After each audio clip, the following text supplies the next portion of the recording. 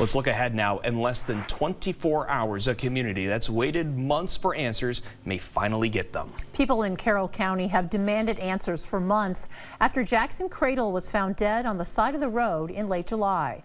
TV6's Kyle Bales has followed this story for months and breaks down what's at stake tomorrow. Kyle.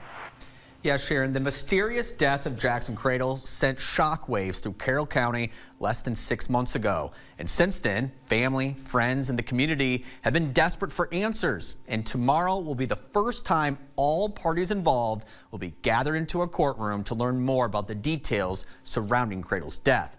So how did we get here? Well, in the early morning hours of July 28th, 2 off-duty employees with the Carroll County Sheriff's Office used a non-emergency line to say they found Kradle's body in the road just north of Mount Carroll. Then in the following days, those 2 employees were put on administrative leave and ultimately resigned after learning they were subjects of an internal and state investigation into Kradle's death. Now, Illinois State Police completed their investigation last month and has handed over their findings over to the Special Prosecutor's Office. But as of tonight, no charges have been announced. Now that brings us to the coroner's inquest tomorrow morning.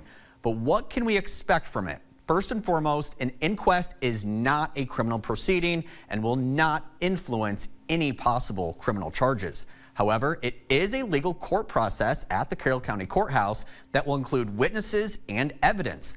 Now, the evidence and witness testimony will be presented to a jury and will be open to the public.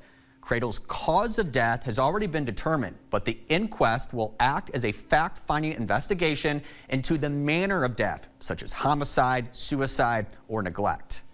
Now, back in November, the coroner said Kradle died from blunt trauma to the head after he was hit by a vehicle. And he says determining the manner of death in a public setting will not only bring transparency to the case, but could also help push the case forward.